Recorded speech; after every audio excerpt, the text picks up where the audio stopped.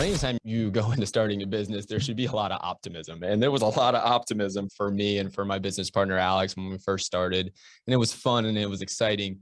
But at the same time, we were in 2006 and everybody was optimistic about everything in 2006, right? So as I think about where we are today, I think there are a lot of good questions that people are asking. People are talking about a recession. In 2006, when I started, right, I remember every conversation I would go in, if anybody asked, nobody even asked the question if home prices would go down, right? There was no looming recession that was coming. It was kind of like the whole economy was at a party and was never turning off the lights. Like it was like an all-night party that was just continuing to go is kind of how it was. And nobody really thought about what was causing it. So as a 23-year-old entrepreneur going into real estate, we went in and we just expected that home prices would continue to go up. I mean, in my first pro formas, right, we put home price appreciation numbers in there based on what was going on for the previous probably 10 years. And they were a lot higher than 4.5%.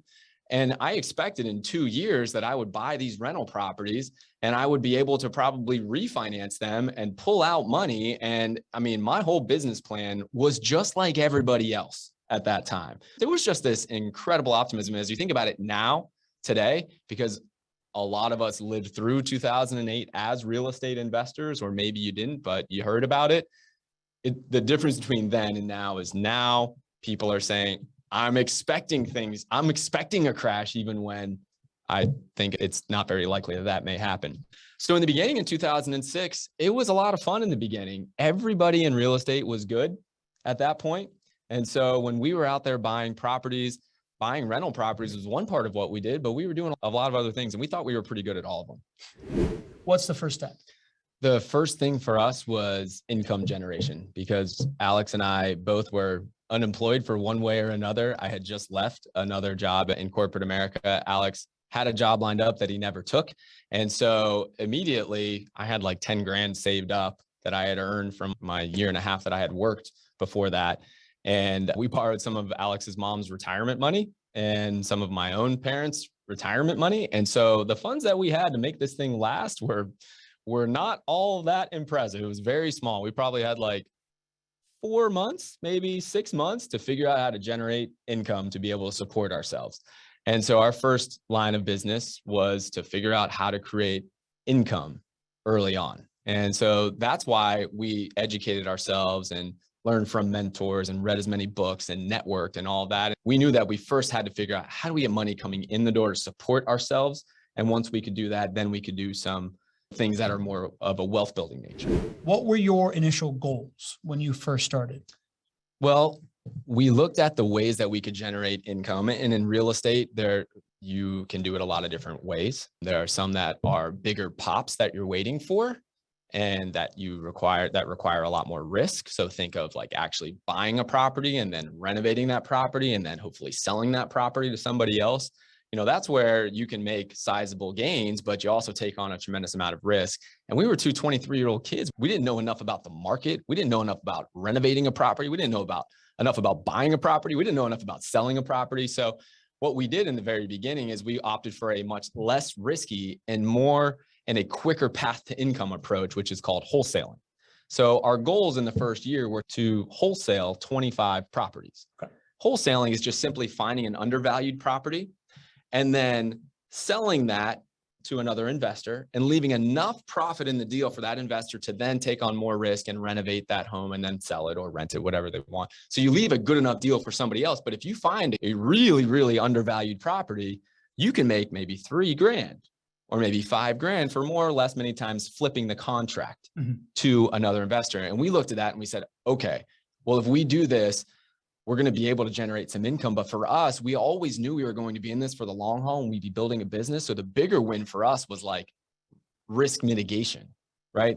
Income today, but I'm learning on the job. I'm learning about the market. I'm learning about acquiring, right? I'm learning how to renovate. Even though I'm not taking the risk of renovating, I'm learning how to renovate and I'm learning the numbers that need to go into this. So at some point in the coming years, we were going to be ready to actually take on the risk and then, you know, hopefully have bigger rewards that would come from it. Nobody knew the depths of the problem. Mhm. So when the prices started to go down in 2007, it was like, oh, this is a gully.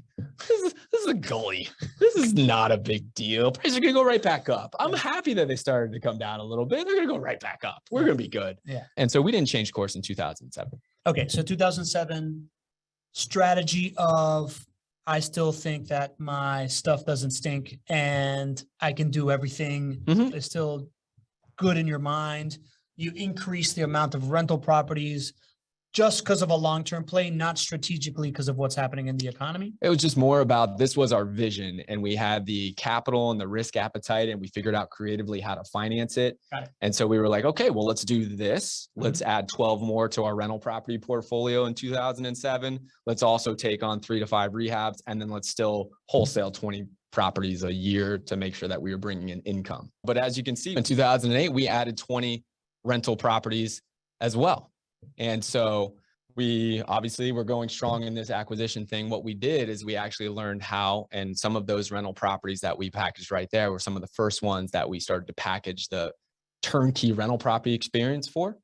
And we started to figure out how could we create value for others. And the thought process was, okay, we're in a really tough part in our business. Let's look at what we're doing well. And we look at the books, and rental properties were the things that we spent almost no time talking about, but those were the things that were working well. They were producing positive cash flow, right? The things that weren't working well was everything else that was highly risky and was about to take a beating as we were going to have to sell for losses that we knew. And so we said, well, geez, we have something that works. Even when the market around us is not performing the way we want, we have something here in rental property. So that's a plus. And then we looked at other people. And by this point, we had bought, call it 30-ish rental properties ourselves. And we had done probably 75 or 100 real estate deals. So people were, and we were 23, 24, 25. And so it was kind of, at that point, it was the three amigos. And they're like, well, they're curious. They're like, how do you do this? How do you do this? And I was like, well, we don't have much else out there as far as interest or potential clients.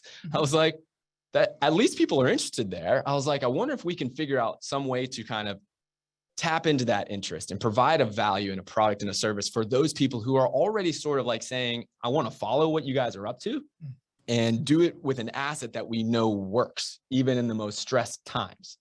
And so that's where we start to set out on this turnkey mission. And we said, this is something that we feel like we can become great at. And then we started to put all the services in place and the client service and property management and figuring out closing and all of the pain points that make it tough for people to invest in real estate. If you're in survival mode and you are just trying to figure out how to acquire stuff for yourself and also be able to sell stuff, you're learning how to sell. How did you learn that experienced pain point? How did we learn the experience pain point? We would just talk to our clients. I would share the vision with them. A lot of these were closer relationships that we had, but they had a lot of other ways that they could have invested in real estate. And I would say, really appreciate that you're doing business with us. Can you tell me why? Because we're like 23, 24, 25-year-old kids here. There's like 3 of us or 4 of us now. We work in this office that used to be a hair salon and has sinks in every single actual office here. And it's not very impressive. Can you tell me why you're choosing to invest with us? And they would talk about the people and they would talk about how we handle everything for them. And that's what that's everything we needed. So you were just keying into your clients. And it sounds like you and Alex and Regal all had from the beginning these personalities of service and wanting to make things good for people, came into the business with it. You tried a bunch of different things. And then the thing that was working as a product was the turnkey rental property. And then what's working for you was the fact that you treat people really well. Yeah, I mean, this level of service was something that we felt was important to employ no matter which strategy we were going for. Whether that was wholesaling to rehabbers, we felt like relationships were much more important than transactions.